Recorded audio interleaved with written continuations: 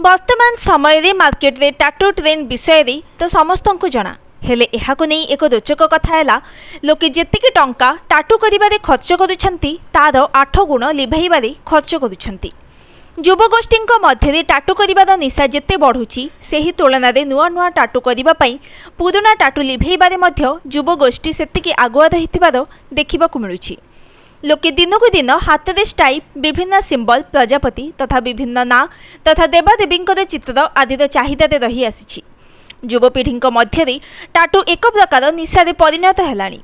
यह उभय महिला और पुरुष हाथ में और शरीर विभिन्न अंगरे कुटाइबारे लागिछंती। गोटिए ब्लैक टाटू और अन्यटी रंगीन टाटू। ब्लैक टाटू करने 1000 ରୁ 6000 टंका पर्यंत खर्च करने पड़ुछि। सेहीपरि रंगीन टाटू रे टिके अधिका खर्च हेउछि। हेले राजधानी रे टाटूर निशा अधिक देखिबाकु मिलुछि।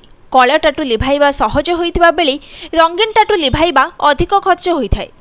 विभिन्न क्षेत्र में युवगोष्ठी टाटू लिभाइबाकु चाहिए अधिक खर्च करुथिबार जणा पड़ुछि।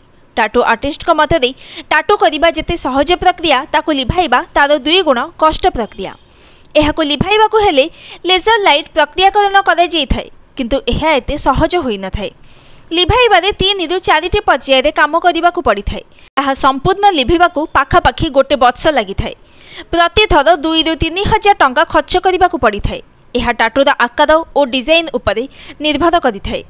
अधिक बड़ और डिजाइन टाटू हेले अधिक पैसा और टाटू छोट हेले कम पैसा सहित कम दिन मध्य लगी थाए।